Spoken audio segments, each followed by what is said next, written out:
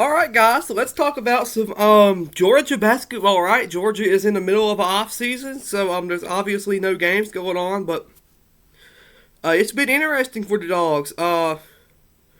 Georgia Georgia had it where NIT run last year, and due to the impending weather, today's games have been moved to the following. So that's the Athens Regional. So Liberty and Charlotte have been moved to 12 o'clock, and then Georgia and UNCW at 2:30. So I just want to say that too. That just kind of got in my mind, and Wolchek fired their coach as well. So that was shocking as well. But anyway, um, Georgia has had an interesting offseason. Um, I've tried to find where all their transfers has went. I know for a fact, RJ Melendez has went to Mississippi State. Jabri has went to Providence. Justin Hill went to Wichita State, and I think Jalen DeLoach went to Chicago State or Chicago, Loyola Chicago or something like that. So, and Mari Jordan, I believe, transferred to Tulane. So, the only dog currently in the transfer portal right now, unless he is transferred, which I believe the period for that has shut down for a little bit. So we're about to see, I believe it was Frank Ansel eBay, which I believe has not transferred yet. It says Badgers make Final Four for Georgia transfer Frank Ansel eBay. I also heard North Carolina State was looking at him too. Georgia Tech, Louisville, NC State, and Wisconsin. Hill announced a decision Tuesday. So that already should have happened, but I don't believe he's announced it yet. So, yeah, so there's no been announced yet. I would love for Frank Ansel to come back, but I just don't believe that's going to happen at this point. Georgia's offseason, they've also gained a lot. I do not have a roster in front of me right now, so I can't tell you what all they've gained, but they've gained a lot. And man, I mean, it just boils down to what it always does. Georgia is in a great position with transfer portal. And this was the thing for me, and I've said this multiple times on these videos, is that we were still able to talk positive. Like that is never ever since I've been content creating for UGA, and I've been doing this for quite a few years now. We have never had a time where you could talk positive after a basketball season, because 18-19 was the first season. The Anthony Edwards year got canceled, and then of course what you've been seeing from me since or my current video since 2020. I mean, they ended the season against Missouri in the SEC tournament, and then 6-26 happened, and then they went 16-16, and the NIT bid changes this, in my opinion, because I don't feel like we're having these positive conversations without Ole Miss dropping out the NIT.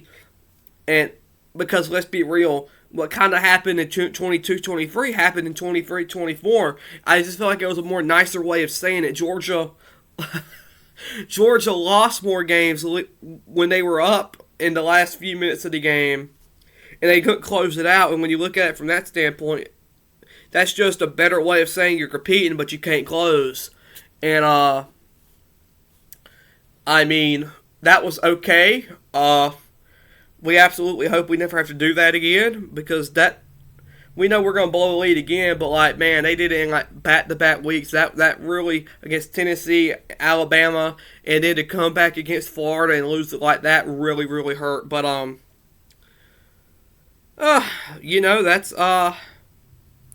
that's basketball, but Georgia has the pieces now. Last year was the NIT.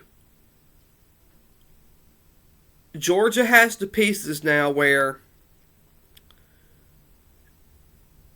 and I hate to say, and I say this being selfish, Georgia is probably going to have to make the NCAA tournament for this season to be a success. I know that sounds a little,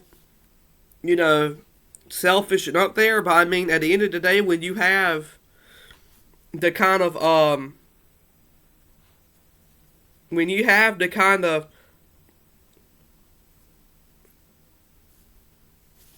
talent Georgia's going to have this year, man, if you don't win, that's going to be really, really hard. And, you know, like, we're going to have to find out a way to win. Georgia has not made the NCAA tournament since 2015. They've not won a game in the NCAA tournament, if you count officially, since 1995, or the 95-96 season, the year they beat Purdue in the Sweet 16. So, as Doodle walks over here, how are you doing today, Miss Doodle? I love you very much. But, anyway, we have to make sure that, we're just going to have to hope Georgia get a win in the tournament, because it's just to the point now where, and I hate to say this very much, but, you know, if we go, here's the deal. We don't want the NIT semifinal run to be the peak of the Mike White era. I'm not saying it will, or I'm not saying it won't. But we do not want that making the NIT as special and as fun as it was. It was fun. It was one of the best times for me. You don't want that to be the peak of the Mike White era. Why? Because we can move on to bigger and better things. The NIT is wonderful. The NIT run will probably all four of those games, even the loss to Seton Hall. When I come out with my top 10 moments, sports moments of the year, there's your top 4 right there. Seton lost to Seton Hall, win against Wake, win against Xavier, and then win against Ohio State. So that is literally almost 40% of the list. This NIT run was something I have waited to see for a long time. I have waited to see Georgia play some postseason basketball. So I am not at all discrediting that. This was one of the happiest years of my life. I said it before. I said it in my Stay Up to program, and I'll gladly say it again. There will never be another season like last season for me. Growing up, becoming an adult, everything else after with being an adult. There will never be a season like last year.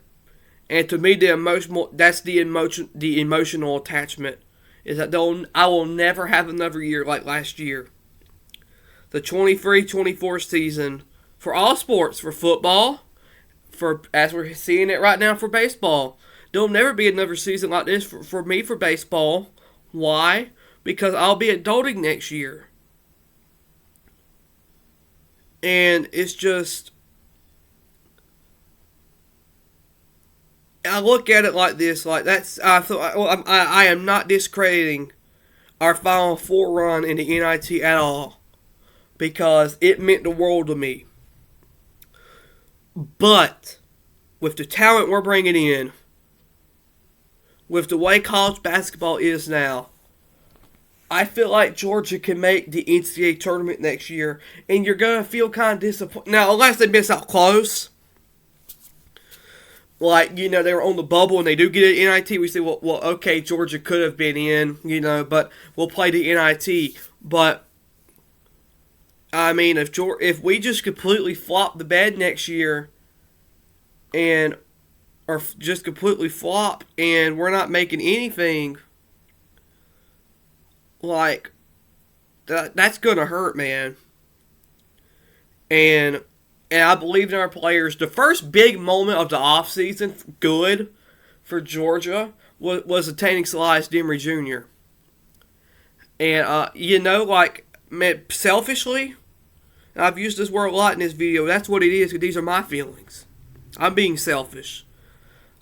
Jabri, Justin, Frank, RJ, M.A. Moncrief. I would love to see those guys come back for this season, for the 24-25 season.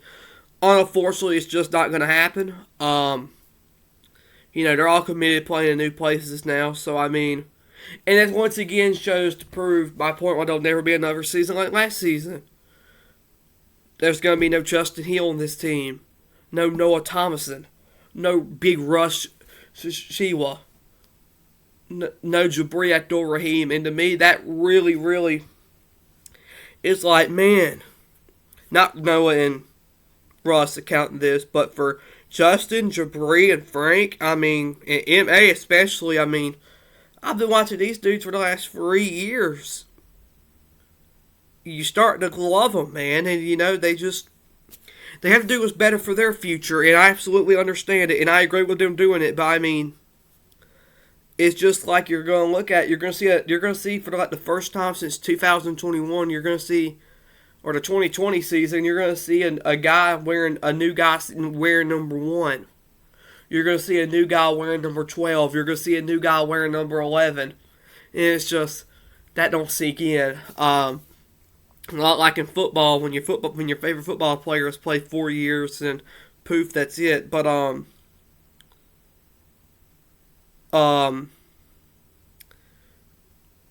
and Noah Thomason too. I mean, Noah Thomason might have only played 1 year at Georgia, but he probably is already one of the top 5 greatest Georgia players of all time, as far as I'm concerned.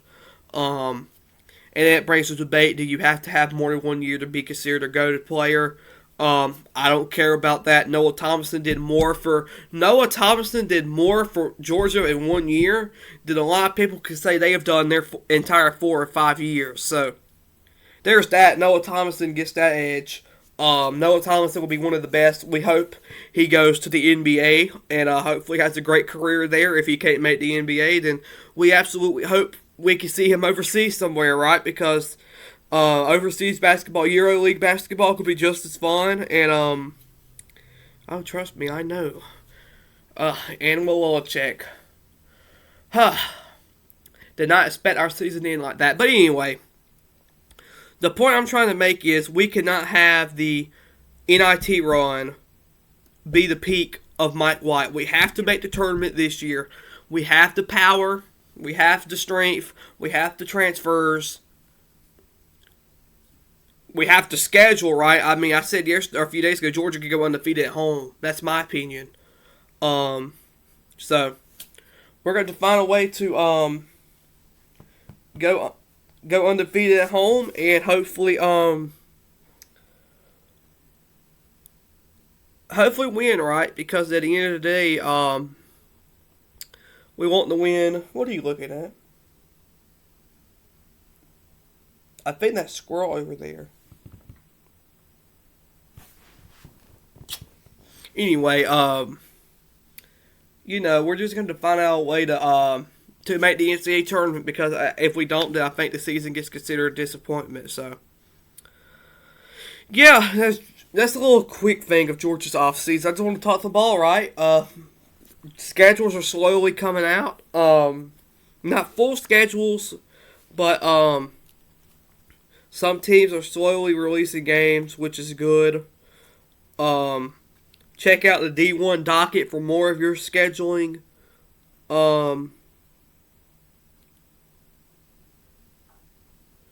Check out the D1 docket for more of your scheduling news. Matter of fact, we are going to click it real quick to make sure Georgia has not updated any games real quick before I sign off. So far on here, Georgia has not included the conference games. Non-conference, Georgia has versus Marquette versus St. John's in the Bahamas, against South Carolina State, and at Georgia Tech. So, those are the only games Georgia has labeled so far. I would personally, and I would love to see a good schedule, but we have to wait for that. So, Georgia basketball post off-season report. Go Dogs. We'll be back again. This will not be the last we talk about the off-season at all. I have plenty of more basketball news to get to you, so go Dogs, and You know, and baseball beat Florida, and softball beat UNC Wilmington. Dawgs